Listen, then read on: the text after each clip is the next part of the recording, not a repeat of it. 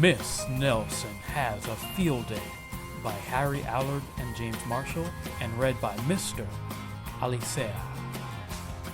For some weeks now, gloom had blanketed the Horace B. Smetley School. No one laughed or threw spitballs. No one even smiled. Miss Nelson was worried. Everyone was down in the dumps. Even the cafeteria ladies had lost their sparkle. Mr. Blandsworth was so depressed he hid under his desk. "It's the worst team in the whole state," he said. And it was true. The Smetley Tornadoes were just pitiful. They hadn't won a game all year.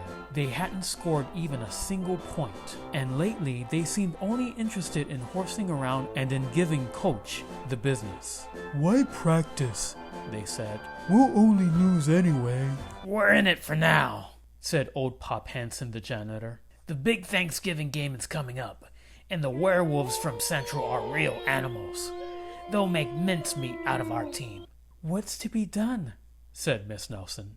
"We need a real expert," said Pop. That afternoon, while Miss Nelson was grading papers, she heard wild laughter. It was coming from the teacher's lounge. Coach Armstrong had cracked up. "I'll make us a fresh pot of coffee," said Miss Nelson. When Coach had calmed down, Miss Nelson took him home in a taxi. "You need a nice long rest," she said. The next day, it was announced over the PA that Coach Armstrong would be out for a long time with the measles. "Who will take his place?" said the kids. When Miss Nelson passed by Lulu's after school, a serious discussion was going on. "We need someone who can really get the team into shape for the big Thanksgiving game," said one kid. "Someone who knows how to get results." "It's too bad Miss Viola Swamp isn't around," said another. "Who?" said a kid who was new in town. "You've never heard of Viola Swamp?" said the first kid.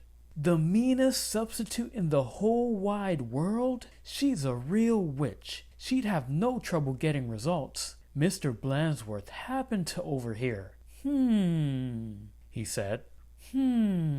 Said Miss Nelson, and she wasted no time getting home. After rummaging around in her closet, she found what she was looking for, an ugly black sweatsuit. Then she made an important phone call. "I'll be right there," said the voice at the other end. The next day, Mr. Blandsworth announced that there would be football practice as usual.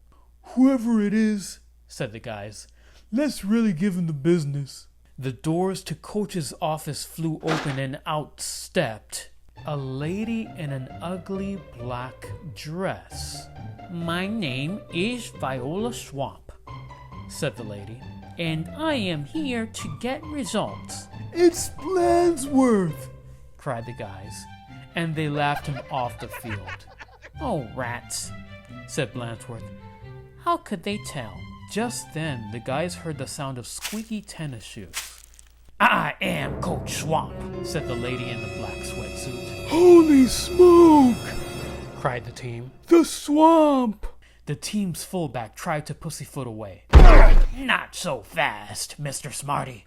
"Wow," said one of the guys. "Did you see that tackle?" Coach Swamp was a real expert. She put the team to work right away. The guys had never done so many leg raises. "More," said Coach Swamp. They had never run so fast. "Faster," yelled Coach Swamp. "This is murder," said the guys. "Pipe down," said Coach Swamp. In only a matter of days, the Smetley Tornadoes were looking better. Coach Swamp really gave them the business. Mr. Blandsworth was a little puzzled, however. "Who is that Miss Swamp?" he said. Maybe Miss Nelson knows. I'll go ask." Miss Nelson was busy grading papers when Blandsworth looked in. "I don't want to disturb her," said Blandsworth. "She probably doesn't know anyway." Down on the field, Coach Swamp was having a little talk with the team. "And don't ever think you can horse around again," she said, "because the swamp will be watching." When Coach Armstrong returned after his rest, he was very surprised by what he found. The guys played like a real team. "How did this happen?" said Coach Armstrong. Said the guys. On Thanksgiving Day, the tornadoes clobbered the werewolves 77-3. It was a great day for the Horace B. Bentley School. Mr. Blandsworth treated the whole team to hot dogs at Lulu's. Miss Nelson went home tired and happy. "Sometimes you just have to get tough," she told her sister Barbara. "And by the way, thanks for filling in for me." "Anytime," said Barbara. "Anytime."